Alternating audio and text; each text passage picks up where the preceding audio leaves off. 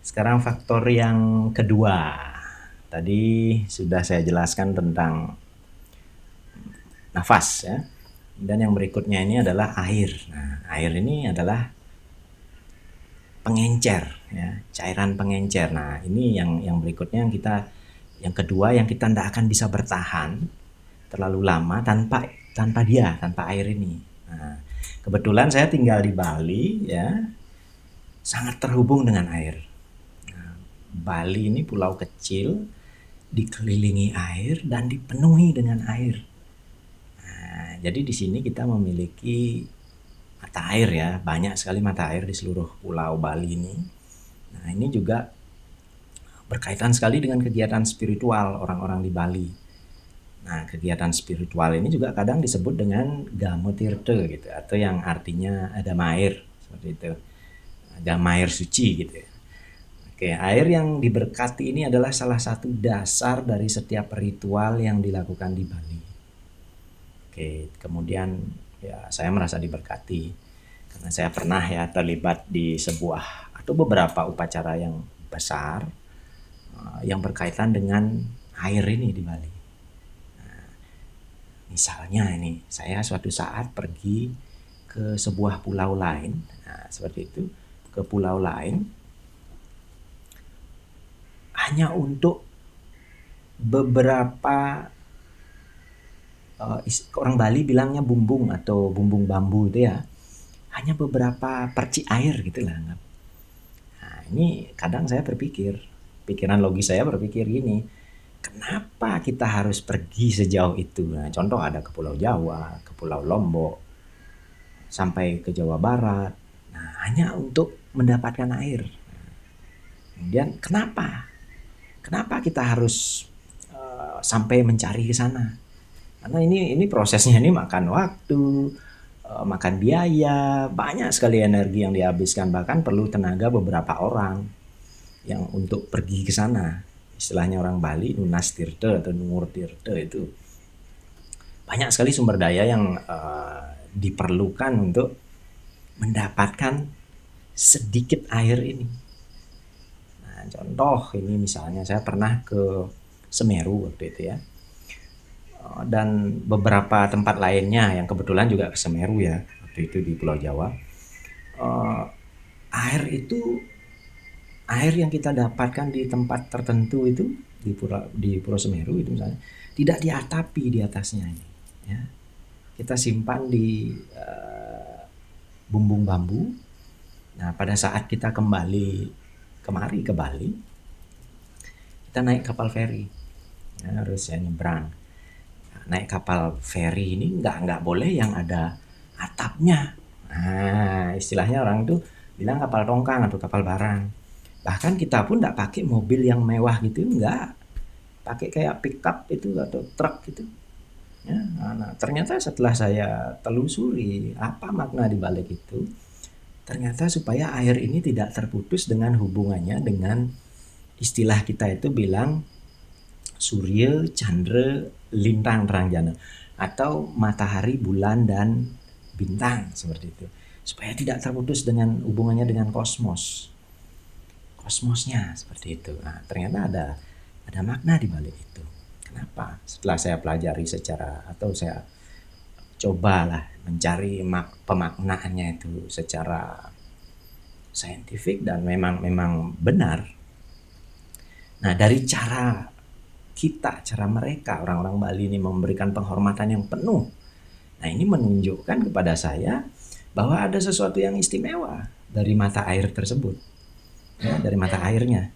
Nah, kemudian setelah saya coba telusuri, ada sumber-sumber energi yang sangat penting bagi kami, bagi orang-orang Bali untuk pergi ke tempat-tempat tertentu tersebut. Nah, dan juga untuk mendapatkan airnya. Nah, ini kenapa kita orang-orang Bali melakukan semua hal itu hanya untuk mendapatkan beberapa percik air dalam tabung bambu. Nah, apa itu? Apa di balik itu? Nah, ketika semua air dari beberapa tempat tadi kita gabungkan, kemudian air ini menjadi air yang menyembuhkan, air yang memelihara, air yang membersihkan, memurnikan esensi, dan kemudian ini didistribusikan ke seluruh warga yang ada di sekitar wilayah pura. Ini untuk orang-orang yang ikut menjaga wilayah desa. Jadi upacara ini kita mengumpulkan semua air, kemudian airnya itu dicampur jadi satu dalam sebuah proses tertentu, jelas tentunya seperti itu. Kemudian ya ada doa, ada ritual, dan kemudian air ini diberikan kepada semua umat yang datang untuk berdoa, atau mungkin yang tidak datang tetapi merupakan anggota dari orang yang memelihara atau merawat pura tersebut. Saya bisa mengatakan bahwa air yang dicampur ini memiliki efek penyembuhan, dan ada sesuatu yang terjadi di luar pemikiran logis, di luar pemikiran rasional kita. Ketika semua air ini digabungkan dan memberikan kesembuhan, ini tidak hanya bagi manusia, tetapi juga bagi seluruh anggota komunitas, tanah, alam, wilayah. Nah, itu yang diberikan. Jadi pemahaman tentang air bagi saya ini adalah sangat penting. Bagian sentral dari cara saya berlatih dan cara saya hidup. Nah, ini contoh. Kemudian tubuh kita sendiri, tubuh manusia itu terdiri kira-kira 70% dari air. Dan yang menariknya lagi, bumi kita yang juga terdiri dari 70% air. Nah, bumi ini memiliki persentase air yang kira-kira sama dengan tubuh kita, tubuh manusia. Nah, ini memberikan penanda bahwa ada hal yang sangat penting dengan air ini. Nah, kemudian ini menentukan juga bahwa kita adalah bagian dari bumi. Nah, mungkin Anda semua tahu kita ini adalah proyeksi. Itu tubuh kita ini adalah representasi dari hampir sebuah planet. Seperti sebuah planet di dalam diri kita. Ketika air ini seimbang dan kualitas airnya terjaga, maka kita akan mendapatkan kondisi yang kita butuhkan. Yang kita butuhkan untuk apa? Untuk menjaga kesehatan. Seperti target atau tujuan kita melakukan pelatihan Anggit Prana ini.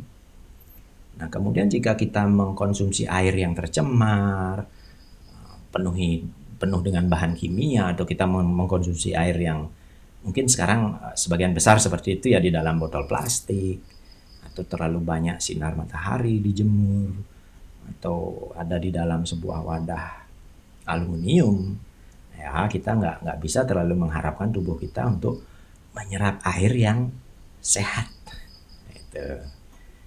Itu sekedar sedikit pembahasan tentang air. Saya tahu kebanyakan dari kita atau Anda mungkin tidak tinggal di dekat mata air. Tapi di beberapa bagian lain kita bisa lakukan. Ada hal tertentu yang kita bisa lakukan untuk memberikan energi kembali kepada air ini. Banyak sekali penelitian yang membuktikan bahwa itu memungkinkan untuk memberikan energi tambahan kepada air yang ada. Ini contohnya seorang profesor yang terkenal, ini namanya Masaru Emoto ya.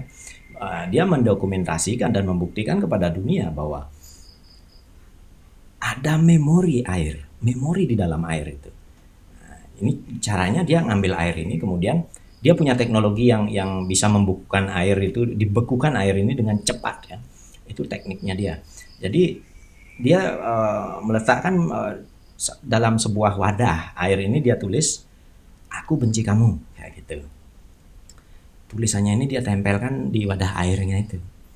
Kemudian ada air yang lain, di air yang lain ini dia menulis "Aku mencintaimu", seperti itu. Nah, keduanya ini air yang sama, air yang identik, air mineral yang identik, benar-benar steril, dan kemudian dia membekukan kedua kelompok air ini dengan sangat cepat dengan alat yang dia miliki. Nah, kemudian dia melihat ada bentuk kristal yang berbeda dari kedua air ini. Wadahnya sama, sumber airnya sama, tetapi tulisannya berbeda. Nah, Anda tahu ya kalau ada salju, mungkin ada yang tahu ya gimana. Salju itu masing-masing bentuk kristalnya berbeda. Gitu. Nah, Masaru Emoto juga bereksperimen dengan musik. Dia memainkan musik yang keras itu di kelompok air yang A misalnya. Kemudian dia memainkan musik-musik lembut atau Mozart seperti itu, Beethoven dan yang lainnya di air yang satunya.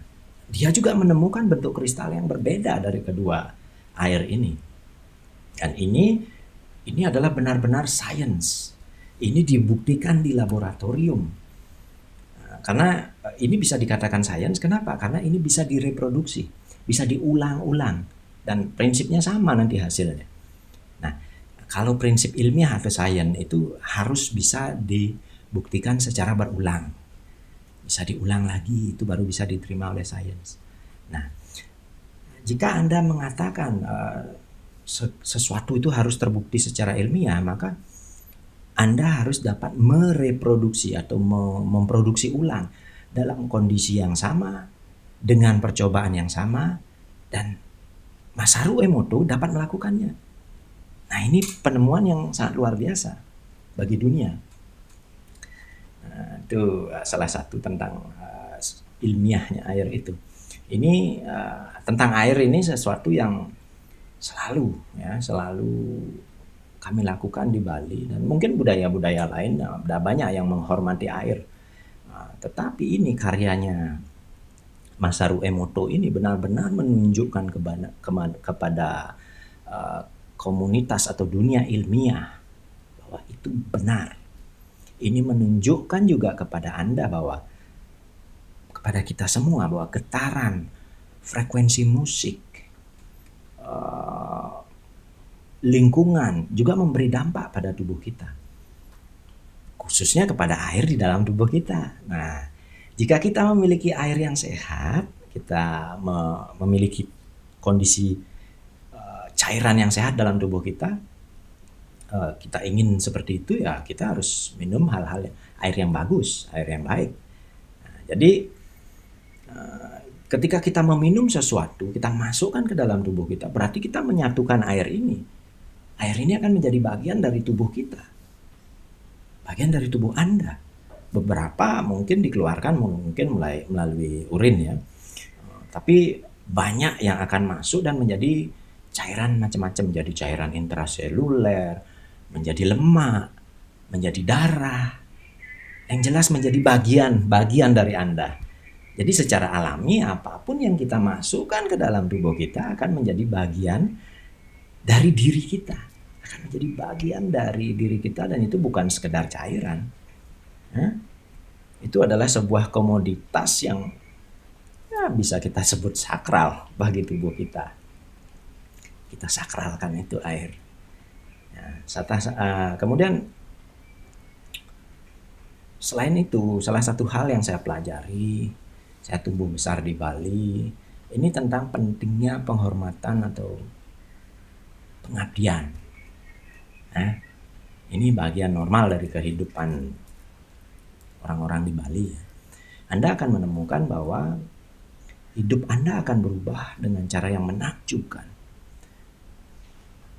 Bahwa tingkat kesehatan Anda, tingkat vitalitas Anda, tingkat keterlibatan, partisipasi Anda dalam hidup ini juga merasa lebih hidup, akan meningkat.